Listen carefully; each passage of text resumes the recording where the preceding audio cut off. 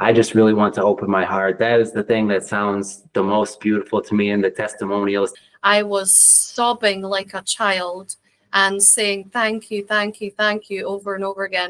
No doubt. That mystical experience was insane. It was more real than anything in this life. It's talking about us right now who are stabbing the beautiful divinity inside of us. And it's like, this stuff is legit. It's happening to people. And if you put in the work, it could happen to you too.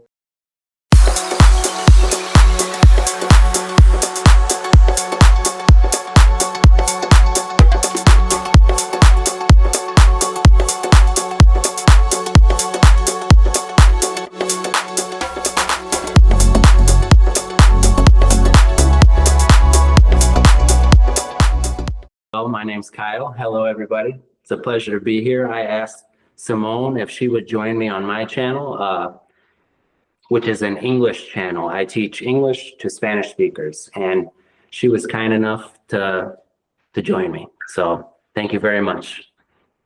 Thank you. So the second half of this conversation of ours is going to be spirituality. And the way that I found you was actually quite a synchronicity.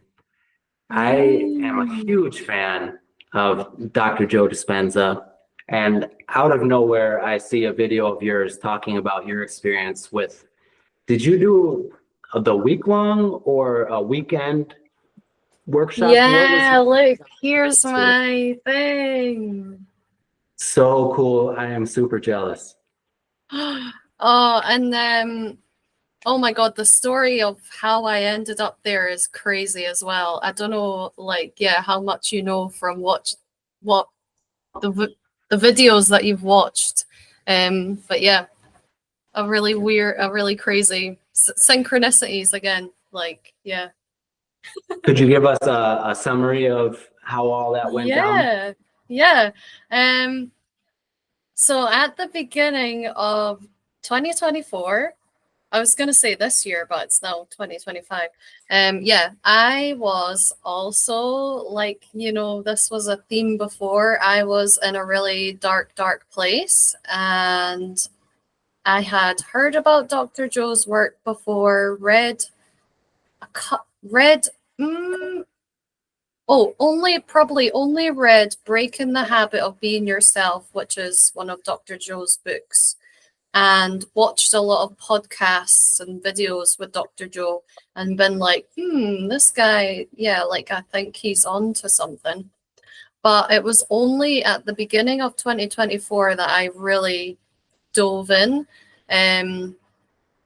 So after that really dark period at the beginning of 2024, I decided, like, right, every day meditating and like a lot of Dr. Joe's, for anybody watching that doesn't know about Dr. Joe, a lot of his meditations are like 45 minutes plus, which sounds absolutely wild when, like, I have meditated before, like, but probably like, and regularly, but probably like maximum 20 minutes a day, like maximum. So 45 minutes plus sounds insane to, like, when you're not in it. But the second day that I decided I'm in this, I had a mystical experience, like, at home. So after that, I was like, right, I'm so all in. And then a third of the way through 2024, I thought it'd be really nice to go to a Dr. Joe event, but none of them are anywhere near Vietnam. So I looked up one that was in July in Denver in Colorado, and wow. I was like, I know that this one is when I'm going to be in between two jobs. So if I'm going to go to any, it's this one. But again, it was still like, there's no way I'm going to fly all the way to America. And the retreat's expensive. The hotel's expensive. Being in America is expensive. I was like, there's no way. But again, things got really dark, and I checked the website again. And usually a lot of these retreats, like you have to be on your laptop ready to get the tickets because they sell out so fast. But a couple of weeks had passed since the open date, and there were still spaces at this retreat, and I was like, is that a sign? And even though, because I knew that getting this next job was going to be really difficult, because I was being very particular about what I wanted for this next job. So I knew, like, oh, it might take me months to get another job. Like, it's going to be really difficult. It's not going to be like, oh, get a new job. So I could financially take a huge hit. Like, I don't know what's going to happen. But I booked the tickets. I booked the tickets. Then I booked the plane tickets. I didn't tell anybody about it for a while because I was like, this is absolutely nuts. And then I won't tell the whole story of this, but basically, I started using Dr. Joe's meditations to try and manifest all the money that I paid for this back plus more.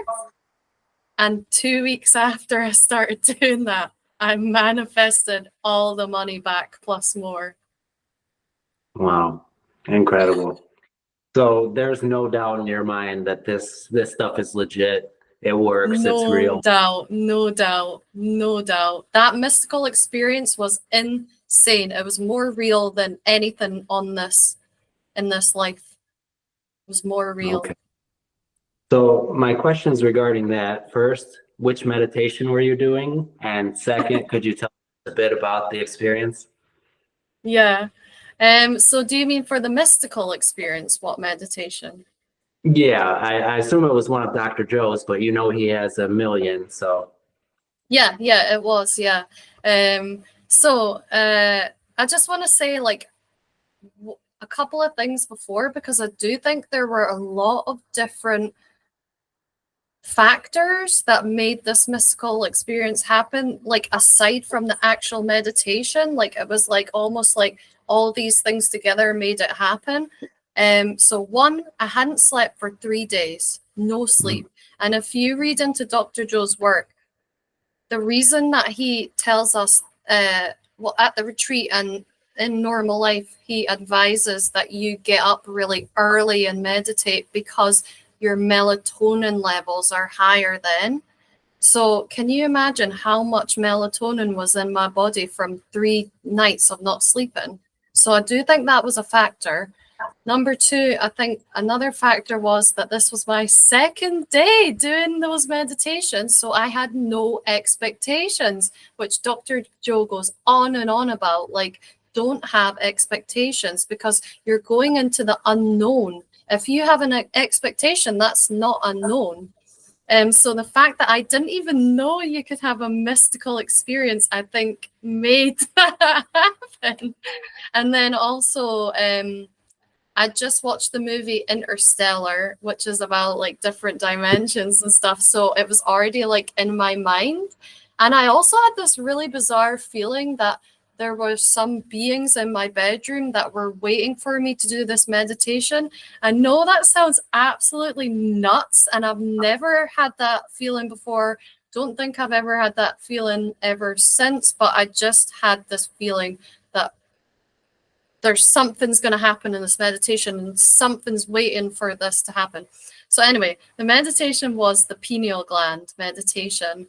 And as an artist, I think it makes sense that that meditation is like special for me, because when I get like painting ideas, I don't think it's coming from me. I think it's like coming outside of me, and that there's something about my energy or my body or something that is receptive to getting information and making it into an image, which kind of relates to the pineal gland.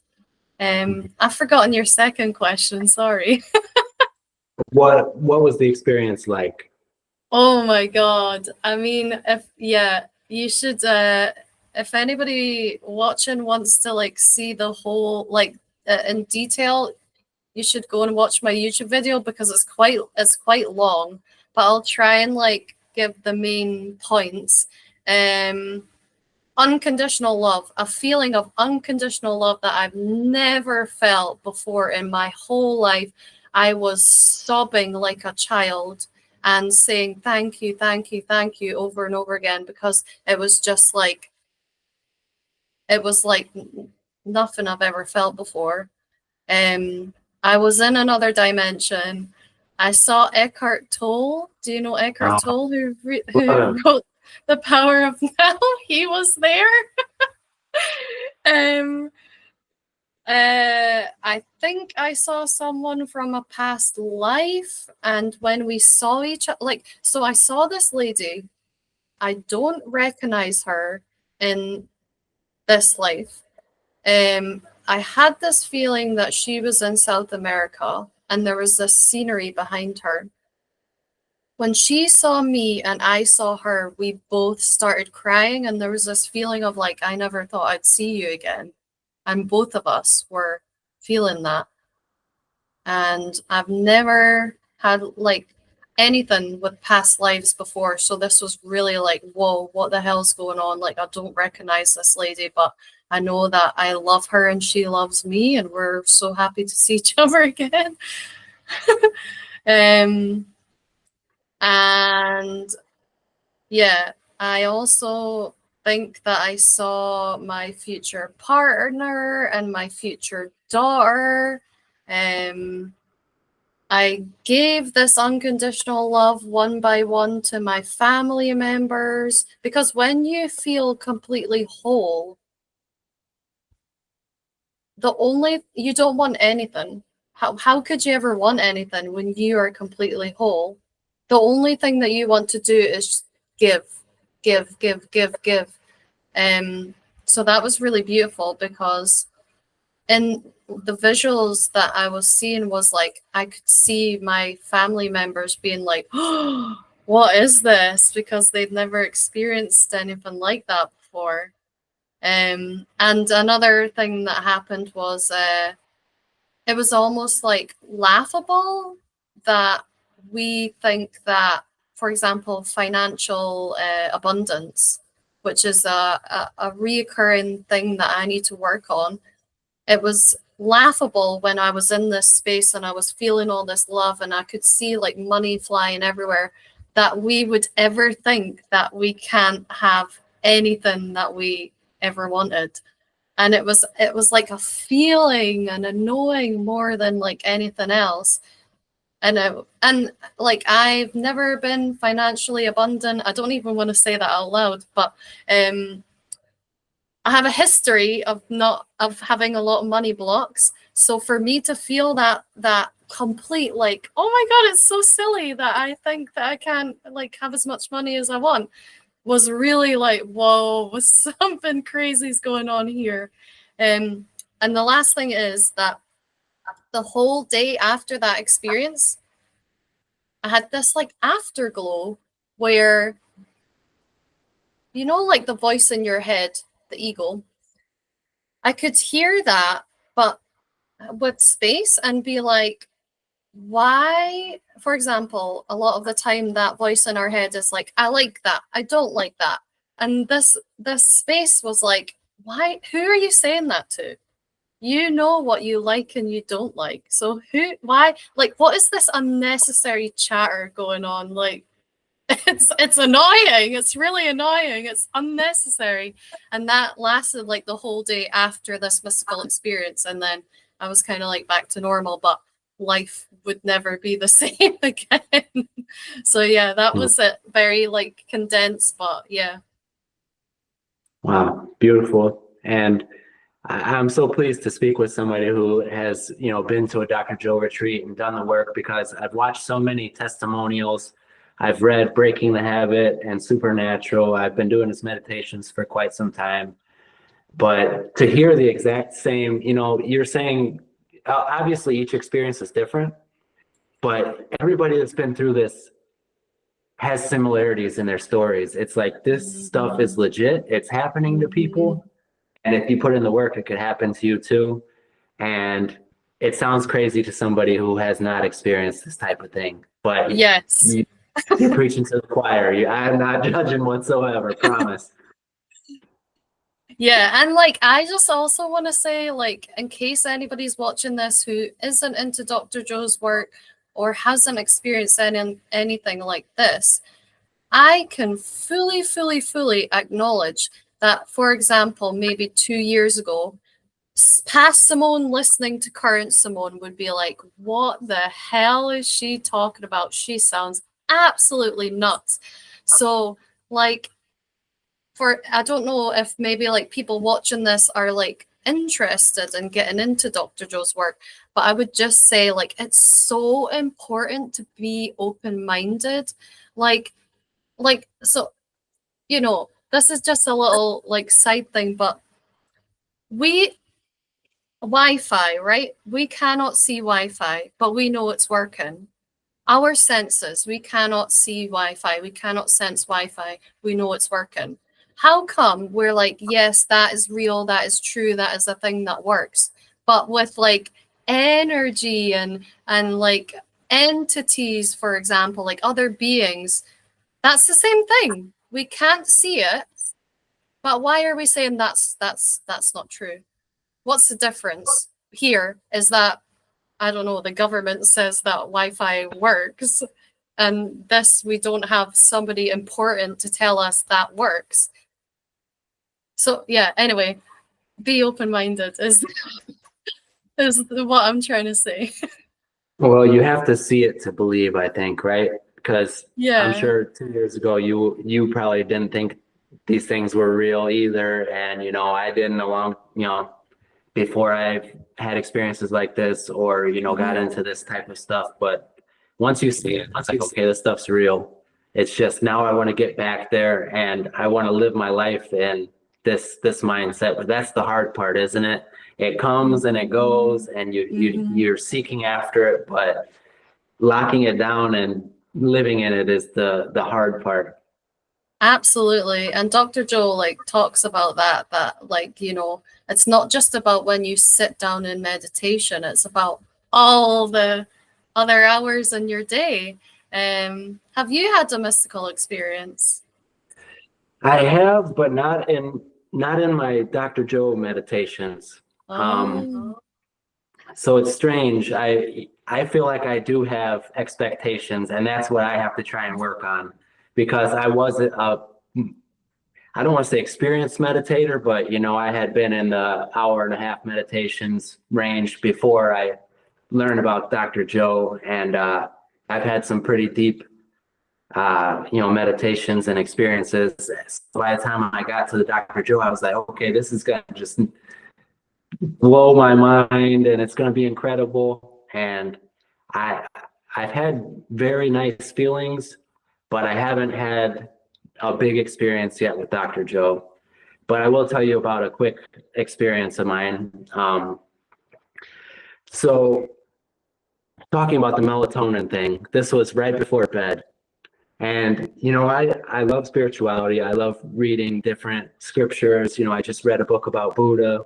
I really like the direct teachings of Jesus Christ. And I was just going over something in my head that I had read, which was, you're from the Western world, so you're familiar with the story of Jesus on the cross, right? And they're murdering him, and he says, "Forgive them because they don't know what they're doing." So I was like, that's just such a compassionate thing to say, but there's got to be something deeper. So I was thinking to myself, like, what is the meaning of that? And I laid down for bed and I kept saying in my head over and over, "Forgive them, for they know not what they're doing. Forgive them." And right before I drifted off, the feeling. I was there. I was there. I saw a man just torn to shreds, blood, and I just felt evil surrounding him, and he was just being tortured.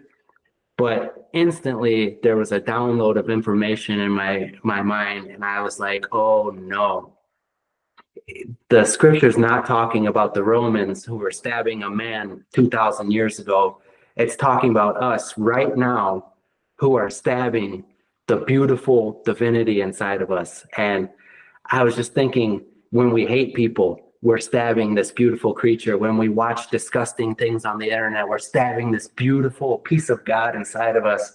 When we hold on to a grudge, when we do, drugs, or when we're hurting ourselves. And I was like, oh no. And I was like, forgive me. I didn't know what I was doing. And ever since then, I was like, oh no, I've tried to live more kind and more.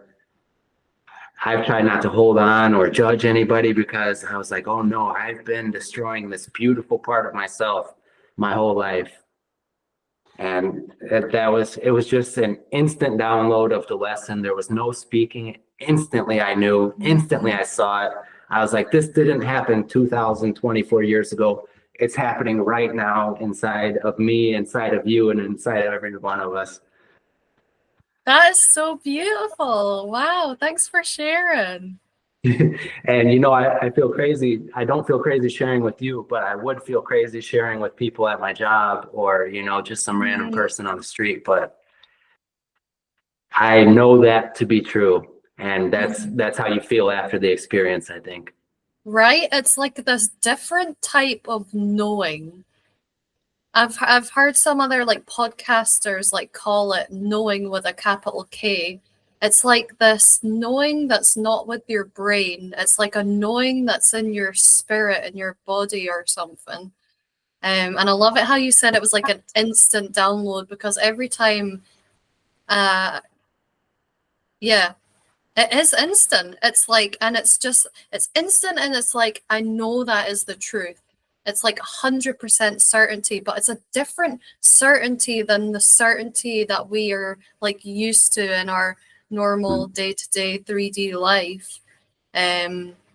Wow, that's really beautiful. Did you feel like forgiveness was like particularly like something that was holding you back, or like something that you really needed to work on, or that something like in hindsight, the lesson of that forgiveness was like something that you really needed? Absolutely. Absolutely. There's been somebody in my life for a long time who I hated, who I considered a mortal enemy, and I judged everything they did. And, I was a victim in my own mind, and that was a part of my ego, as Eckhart would say. I was holding on to, oh, you've suffered, I've suffered more. This person has done so much to me. But now I look at that person and I'm like, well, you know what? They were probably trying the best they could with the tools they had. And now I could see the pain that they deal with. And I have no ill will towards that person whatsoever. I'm like, look at what I do to that beauty inside of me. Like, how could I be mad about the petty things, even though some of them were like a little more than petty? It's like, even if you stole every penny I had, or insulted me, attacked me, what is that in the grand scheme of things? Really, it's nothing. But we are human though. So it's like this constant dance. Like, yeah, I don't know how you feel, but like it's a constant, like, you go out into the world and you get distracted by things and you start to get angry about something, and then you're like, wait. Like, no. Like, it's a constant, like, it's quite tiring. You have to be always aware. But I guess at the same time, we need to be compassionate, because we are living a human life, and we are living in a society where certain things are a certain way. And yeah, but yeah, that's really nice. Thanks for sharing, because I've not really heard about a forgiveness mystical story. So yeah, that's really beautiful. And yeah, I think that I haven't really had a mystical experience either that was as powerful as that one that I had. Because again, me too, I also have the expectation now. So that too is a constant dance of like, you're in the meditation, you're like, oh, what if I like fly out of my body like that other girl that went to that Dr. Joe retreat did, like, and as soon as you're thinking about that, you're not in the unknown anymore. It's really hard, but I guess it's just like training your body and getting into like the subconscious and like not being scared of the unknown, like trusting the unknown. Hmm. You know what? Let me ask you something. Maybe you could give me a bit of insight because, we see our experiences and somebody else could look at our situation and be like, just do this, right? Something could be so obvious to you that is I'm completely missing. So let me share a little situation and maybe you could give me your thoughts, okay? Mm-hmm. So right now my goal is with all my Dr. Joe work, all my meditation, all my spirituality, I'm not so much trying to have the mystical experiences. I just really want to open my heart. That is the thing that sounds the most beautiful to me in the testimonials. They say, oh, I popped is the term that they use often with Mm-hmm. Dr. Joe's work. And by that, they mean that their heart, they just feel a huge amount of love. And because of a decade of going through a lot of trauma and stuff, I haven't felt almost anything in a long time. And that's something I really want is to just feel love. And, I love my son, I love my wife, I love my family, but I don't feel it in my body because my body is still in survival mode. And I want to get out of that. Do you have any experience with the heart work? Um, yes. Oh my God, I've got so much to say. Number one is you should definitely talk to my friend Mark. Mark and I met at the Dr. Joe retreat. And he's in America, he's in Utah. And we actually did a call recently, and we're going to start maybe doing a podcast together about Dr. Joe's work. But Mark has experience. Have you heard of the blue beings? Mhm. So they're during Dr. Joe's retreats. Do you know that there are things called coherence healings? Yeah. Yeah. So a lot of the time when people heal, the people that are doing the healing and the people that heal actually sometimes see these blue beings. And apparently these blue beings are like on a frequency that's so high that we can't reach it until we're like in that open heart state. And they can't bring their frequency down low enough to meet us. They can only wait until we go up to meet them. And a lot of the time they're helping doing the healings in these Dr. Joe retreats because the whole room's frequency has lifted that they can finally like interact with us. Anyway, Mark often interacts with the blue beings, and the blue beings are love. They are that feeling. So that's number one. You should definitely, maybe after I can like give you Mark's contact. Cool. And number two is what a synchronicity, because I was having kind of a rough day recently, where my heart was feeling particularly closed. I definitely think like during my mystical experience, my heart was blown wide open. And I've had like moments here and there. I mean, like when I meditate now, I mostly cry like every time from like gratitude and yeah, like love, feelings of love, but maybe not the as big as that mystical experience. Mhm. But I only a couple of days ago, because me too, like during like my day-to-day life, my past is not super like flowers and rainbows either. So my heart often feels quite closed. I Googled, after you leave a Dr. Joe retreat, you join a Facebook group called Leaving the Monastery, and Mhm. you can you can like ask questions and just like share updates and stuff. And I searched, no, I didn't search actually. I did search another post, but then this just popped up on my feed. Somebody said the fact that it was a long post, but I'll condense it. The fact that you think your heart is closed is making your heart closed. Like, think of the placebo effect. The placebo Mhm. effect. You think I can heal, and so it is. You think my heart is closed, and so it is. You think Mhm. my heart is open, I'm just like not accessing it right now. But it's open. It's always open. It's always there. It's always there. I just need to like tap into that. And so it is. And that blew my mind. It was the timing was crazy. And now it's the timing is even more significant now that you've asked me this, because yeah, I don't know how you feel, but for me, I was like, oh my God, she's right. Like the fact that I think that my heart is not open makes my heart not open. If I believe my heart is always open, just some days it takes a little bit of like, you know, to get there, but it's always there. It's always there. Right. That, yeah, you are the placebo. It's a Yeah. self-fulfilling prophecy, right? Yeah. Okay. Thank you for your thoughts on that. It gives me a little bit to think about. And it's like the expectation things. I'm like, my heart's closed, so I have to open it. Well, Yeah. right there. You have it. Yeah. And me too. Like I'm the same. I also do the same. But when I read that, I was like, oh, whoa, yeah. Hmm. Okay, I'm gonna have to think of some other angles to go at with my heart meditations because I've been focusing a lot on the heart. So And very like interesting.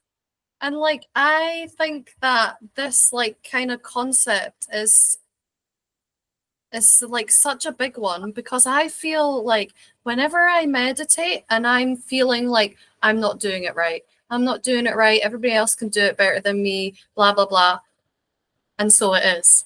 When I sit down in meditation and I think, I know how to do the breath, I do it so well. Wow, feeling all this energy. Then the energy hits me. And so it is. So yeah, I just feel like that the placebo, like we really need to like be so like watching our thoughts all the time. Like I just had this thought, and is this what I want to be? No. Well, let's change that thought. Do you know what I mean? Right. Yeah, I'm with you. Okay. Deep stuff. Yeah. Okay. So other than Dr. Joe, who is a rock star, of course, do you have Yes. any other? Oh, and I assume because he was in your subconscious mind, Eckhart Tolle, right? Oh my God, I love Eckhart. I feel like when I read The Power of Now, like I was kind of into the Dalai Lama a little bit before that, and obviously into gratitude. I've been into that for like 10 years. But when I read The Power of Now, I was like, oh my God, Eckhart Tolle is literally like shredding me in a book. Like when he talked about the pain body, I was like, oh my God, like that's me. And just like so many things like clicked and so many things made sense. So yeah, I love Eckhart as well. Are there any other spiritual mentors that you really enjoy their work? Oh my God, probably so many. Well, the one that's coming to my mind, she's not like spiritual, but I think she's like, because I think like with this work, you can only like take steps, like small steps of like what you're ready for. So Hmm. I feel like a kind of like gateway into like not spirituality, but like knowing yourself is the holistic psychologist. Do you know her? No, I've never heard of her. So she is a psychologist, but she started to get like fed up of like the mainstream way of doing things. And then I think she just started off on Instagram and totally blew up. She's got YouTube, she's got multiple books out now. Her book, How to Do the Work, was really life changing for me. Like to dive into like my trauma, to like dive into oh, oh, this is why I am the way I am. And, but also, I want to validate that, but also, it doesn't always have to be like that. Like, that's not mine. That's just a habit that I picked up to protect myself, and now I can make other choices. I can have other beliefs and stuff. So she's not really spiritual, but I think like if you're not read, if you're like, what the hell is a blue being? Like, what are these guys talking about going to other dimensions? Then this could be that little like step in the right direction until you're like ready for the crazier stuff. Right. Yeah, Alan Watts as well. I listened to a bit of Alan Watts. And Abraham Hicks. Okay, I haven't listened. I've seen that recommended on YouTube and stuff, but I have not listened to anything. So I actually haven't. I've listened to some of it, but I think like I was saying like you have to like take your little steps. I think like Abraham Hicks is like here, and I was like here, and I was kind of like I don't really understand that. When I first saw it, but now I'm reading a book that's called Ask and It Is Given by Abraham Hicks. And Abraham Hicks is basically, this lady is channeling this being who knows everything and is trying to show like humanity, like, life could be better if you could see like what I see, basically. Okay. Have you? Oh, I'm sorry. Go ahead. This particular book is basically like law of attraction, manifest, and kind of, yeah. Have you read or listened to any lectures of Neville Goddard? No, but he keeps popping up for me, like not on YouTube, but like people mentioning him. So maybe this is another synchronicity that I should listen more. Yeah, he is my favorite. He's my spiritual grandpa, I think. What would you say is like his main teaching or his main message? So he's Dr. Joe without technology. He was, he started his teaching in like World War II. And as soon as I first heard of Dr. Joe, I was like, this guy is Neville Goddard with machinery, with the technology to prove it. Yeah. So Neville was basically, he grew up a Christian, but then he realized like that it's so much more than what religions will teach us. He realized that there's truth in these religions, but it's not what the churches teach you. And it's like the way I've had a real experience of that verse from the Bible. You'll never hear a pastor say that, right? No. So that's the kind of thing that Neville talks about. He talks about manifesting. He talks about assuming that it is yours, and when you assume it, that's it. It is. You have to be it, and then it will be yours. So if you like Dr. Joe, I'm sure you'll like some of Neville's teachings. Right, I'm gonna write it down right now. That guy's name has cropped up too many times for me to not look at him now. So Yeah, do you mostly watch his stuff on YouTube? So there's no existing videos of him, but he used to give like talks in these big ballrooms, and there's some of his lectures that are recorded that are just incredible, and you feel like you're there like 80 years ago, and I love it. His voice is so incredible to me, and I could just listen to it all day. But I've read a couple of his books. One of them is, I think, The Power of Prayer or something like that, but he's basically saying like the real way to pray to get results. It's not just asking for something. You have to feel it, combine the feeling with the clear vision. It is literally Dr. Joe, and I'm like, wow, I guarantee Dr. Joe is familiar with his work. Maybe it's like Neville reincarnated as Dr. Joe. Because Neville he was actually a fan of Buddha as well. And he talked about reincarnation a couple times, so could be. Whoa. So would you say he's like your Dr. Joe and him are like the main people that you, yeah. Yeah, I've been listening to a lot of Eckhart lately, but my my spiritual beliefs are basically aligned with Neville Goddard, and then Dr. Joe came along and just like taught me how to do it better because there's like Neville was talking about how to do it, but Dr. Joe just turns it into a science, turns it into a formula. If you follow this, you're there. And I feel like he explained perfectly what I was searching for on my own before I found him, and it was just such a incredible thing to find his work. Hmm. Hmm. And how long ago did you find out about Neville? How long ago do you think this did this start? Did this all start because of COVID? It all started from that deep pit of anxiety and being in hell because I don't think hell is a place in the center of the earth. I think hell is right here. And Yeah. you put yourself there. I don't think we are punished for our sins. We are punished by them, by our wrong actions, our wrong thinking, and we send ourselves to hell right here.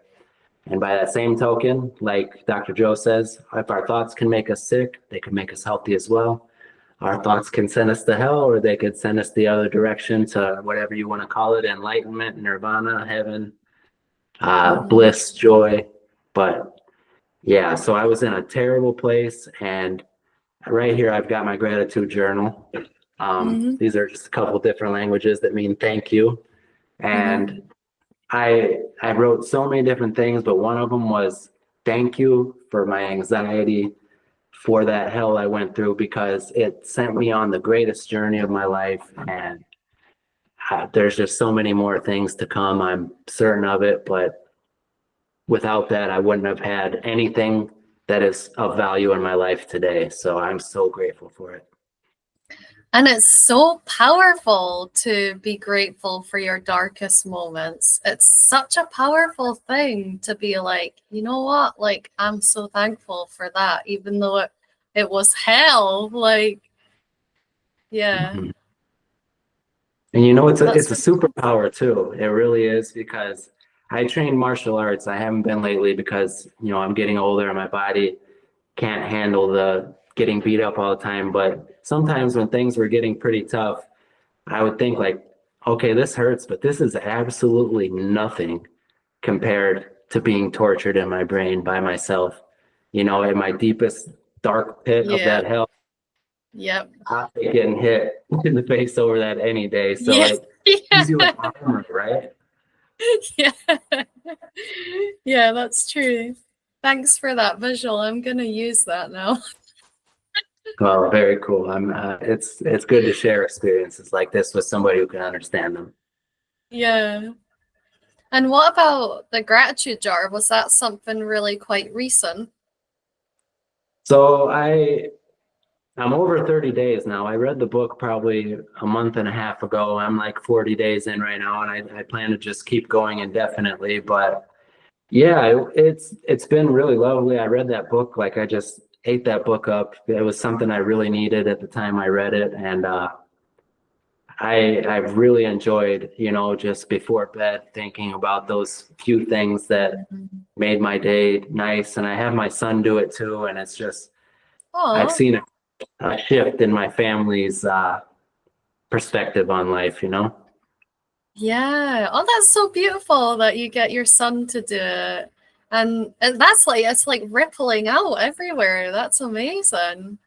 Um, yeah, gratitude is crazy. Like I found out about it like, whoa, like 12 years ago. That's wild. And like I wrote my dissertation about gratitude kind of. Do you guys call it dissertation in the US? Or thesis. Ah, yeah, thesis, yeah. And I was like looking up studies and stuff about how gratitude like helps people. Um, and I feel like it's only kind of becoming like well-known knowledge kind of now because of the internet, because of YouTube and yeah. But it's so simple, but like the the effects of it are so huge. They're so huge. And I've had like synchronicities coming from gratitude too. It's just like, you know, if all you need is like 5 minutes a day, 5 minutes a day, write down what you're thankful for, read it. I like to read it out loud. And then, yeah, you just like get more and more grateful. More and more things come to you to be grateful for. It's wild. Absolutely. That's one of the things that can make the biggest difference for the least amount of time. Right? Yeah. So it's getting late here. I know you're starting your day, but my day's starting to wind down. So I do have to wrap it up shortly. To wrap up the spiritual video and talking about a bang for your buck spiritual practice, what do you recommend as a daily practice? I know gratitude's in there. What else do you think people could do to get the most results for the time that they'll put in, you know? Ooh, that's a really hard question. I feel like it depends on what kind of stage you're at and you're like knowing yourself as well. I mean, definitely gratitude, 100% gratitude, but maybe in some way, whatever way it is, yoga or meditation or journaling or just sitting and like staring at a wall. Like, I think like one thing that is not really valued in society that is so important is to just like be with yourself, to like watch what is going on in your mind. Because like when you know we're in such a hustle culture, when you're go go go go go, and I've been really guilty of this, you can use that go go go go energy to completely like not know what's going on here until what's going on here starts to cause mental health problems and stuff. So in whatever form it is, I think like being with yourself for like 5 minutes a day or something, and definitely gratitude. Okay, very cool. I think Eckhart Tolle would agree that just being present with yourself, right? Yeah. People always like if they have 5 minutes at waiting for a bus or waiting in the doctor's office, they're on their phone. Put your phone down and just Yes. be there. That's a skill that Yeah. is disappearing in the world. Yeah. Yeah. Yeah. Yeah. Okay. We're all Well, addicted. is there anything else you would like to cover before we wrap this up? I don't think so, but it's just been really nice to talk to somebody that, yeah, gets all of this, because me too, like a lot of like my immediate friends and family, I can't be like, wow, I went to another dimension. They'd be like, what the hell? So yeah, just it's really appreciated to like have this space to talk about this, to be understood. So yeah, thank you so much for reaching out, and I really enjoyed it. Well, it has been my pleasure to speak with you, hear about your experiences, and I appreciate very much you agreeing to come here, make this video. So if there's ever anything I could do to help you with your projects, I am at your service. So please don't hesitate to reach out, okay? Thanks, and vice versa. Okay, it's been a pleasure. Thank you so much. Thank you guys for watching.